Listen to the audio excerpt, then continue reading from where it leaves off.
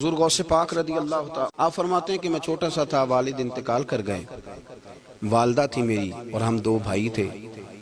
فرماتے ہیں بچے کھیلنے کے لیے نکلے تو میں بھی ان کے پیچھے کھیلنے نکل گیا۔ ایک بیل بچوں کے قابو آ گیا، تو بچوں کے قابو کو چیز آ جائے تو پھر وہ اس کا جو حال ہوتا ہے وہ تو ہمیں پتہ ہی، ہم سارے بچے رہ چکے ہیں۔ تو کہتے ہیں وہ بیل قابو آ گیا، کوئی اس کے کان چھیڑتا، کوئی اس کی دم چھیڑتا، کوئی اس کے سینگ چھیڑتا، کوئی کسی جگہ سے اسے تنگ کرتا۔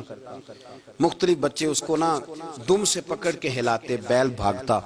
حضور غوث پاک فرماتے ہیں میں بھی آگے بڑھا، اور میں نے جب اس کی دم پکڑ کے ہلائی تو بیل نے میری طرف منہ کیا اور کہنے لگا عبد القادر تو نانا ایسے کر، بول کے کہنے لگا تو نانا ایسے کر، تجھے رب نے ان کاموں کے لیے پیدا نہیں فرمایا۔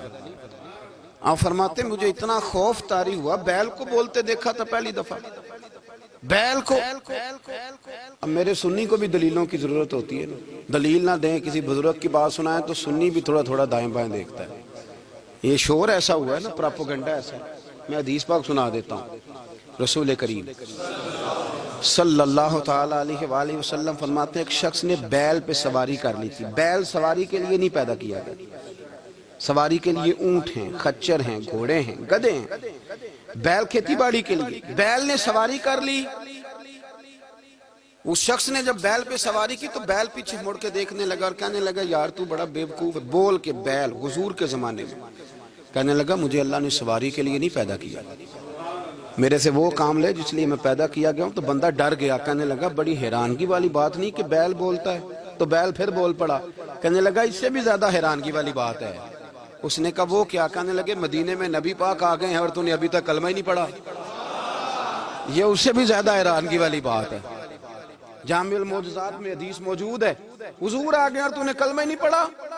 وہ شخص کہتا ہے میں سر پٹ دورا، جب آ کے سامنے کھڑا ہوا تو حضور مسکرائے، فرمایا آجا پڑھ لے کلمہ، مجھے پتا ہے تجھے کس نے بھیجا ہے۔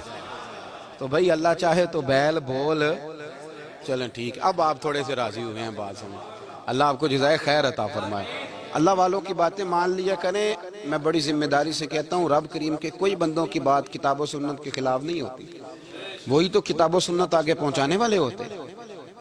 تو حضور غوث پاک فرماتے ہیں میں وہ ڈر کے گھر آیا، جب گھر پہنچا تو میرے کانوں میں آواز آ رہی تھی لبیک اللہم لبیک لبیک لا شریک لک لبیک۔ فرماتے ہیں میں چھت پہ چڑھا اور میں نے جیلان میں اپنی چھت پہ کھڑے ہو کے دیکھا تو حج کے دن تھے، میری سیدھی نظر میدان عرفات پہ گئی۔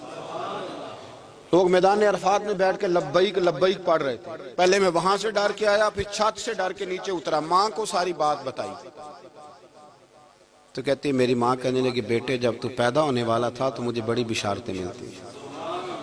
فرماتے ہیں ماں نے کھولا بکسا صندوق تو 80 دینار نکالے۔ فرمایا پتر تم دو بھائی ہو اور تمہارا باپ کل جاگیری 80 دینار چھوڑ گیا، 80 40 تمہارے 40 تمہارے بھائی کے۔